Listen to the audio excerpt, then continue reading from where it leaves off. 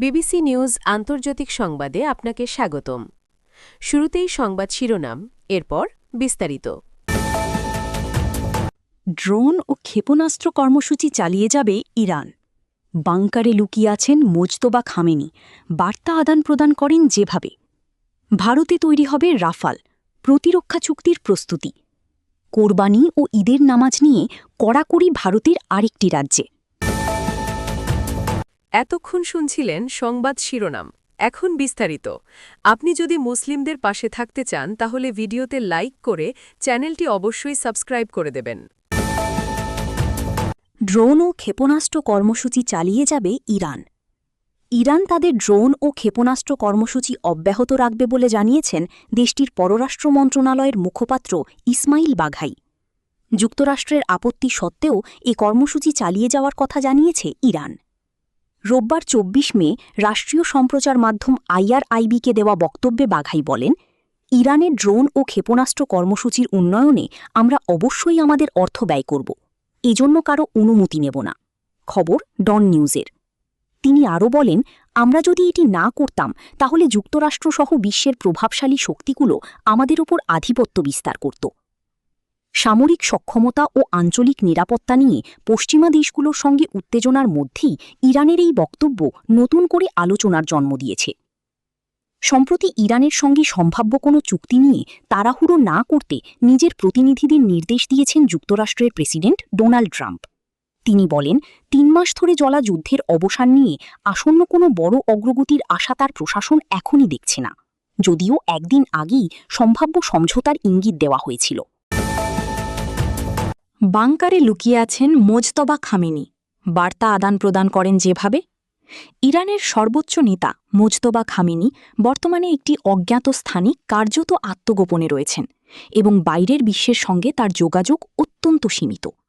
তার কাছে বার্তা পৌঁছানো হচ্ছে জটিল এক কুরিয়ার নেটওয়ার্কের মাধ্যমে বলে জানিয়েছেন বিষয়টি সম্পর্কে অবগত মার্কিন কর্মকর্তারা।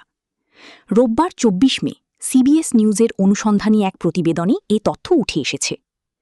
মার্কিন প্রেসিডেন্ট ডোনাল্ড ট্রাম্প প্রশাসনের সঙ্গে কাজ করার অনুমতি পাওয়া ইরানি কর্মকর্তারাও নিজেদের সরকারি ব্যবস্থার ভেতরে যোগাযোগ করতে হিমশিম খাচ্ছেন। কর্মকর্তাদের মতে এই কারণেই ইরানের সঙ্গে সম্ভাব্য চুক্তি এবং অতীতের সমঝোতাগুলোর বিস্তারিত তথ্য প্রকাশে দীর্ঘসূত্রতা দেখা যাচ্ছে।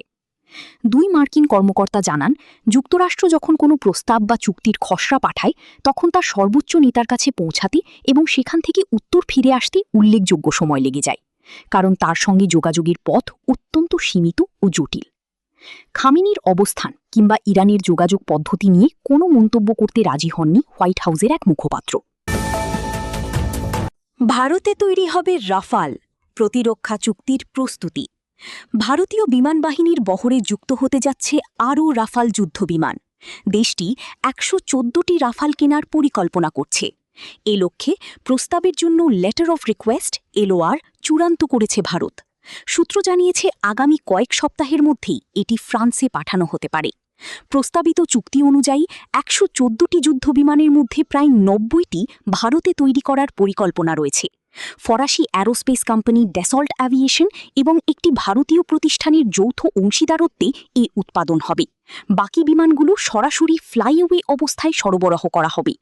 সূত্র জানিয়েছে ফ্রান্স LOR-এর জবাব দেওয়ার পর ভারত আনুষ্ঠানিক রিকোয়েস্ট ফর প্রপোজাল RFP জারি করবে। ভারতের ডিফেন্স অ্যাকুইজিশন কাউন্সিল DAC ইতোমধ্যেই এই প্রস্তাব অনুমোদন করেছে। LOR পাঠানোর পর ফ্রান্স দাম, সরবরাহের সময়সূচি এবং লজিস্টিক সহায়তা সম্পর্কে বিস্তারিত জানাবে।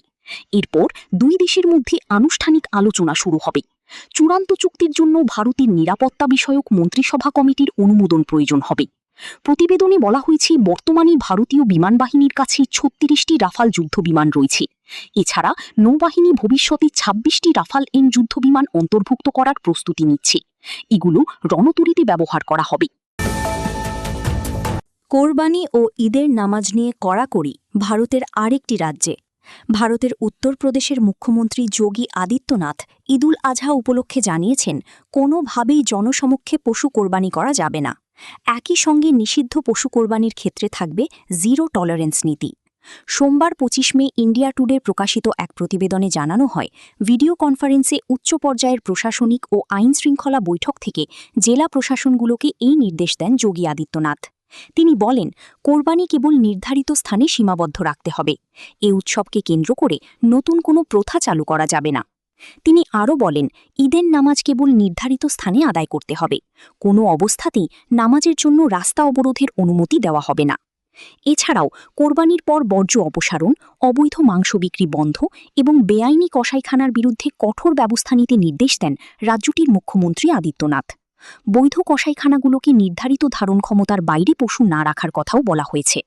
এ সময় উৎসবকালীন সময়ে নিরাপত্তা, স্যানিটেশন ও বিদ্যুৎ সরবরাহ নিশ্চিত করার নির্দেশ দেন তিনি। সংবেদনশীল এলাকায় ফ্ল্যাগ মার্চ এবং ধর্মীয় স্থানে নিয়মিত পায়ে টহল দেওয়ার কথাও বলা হয়েছে।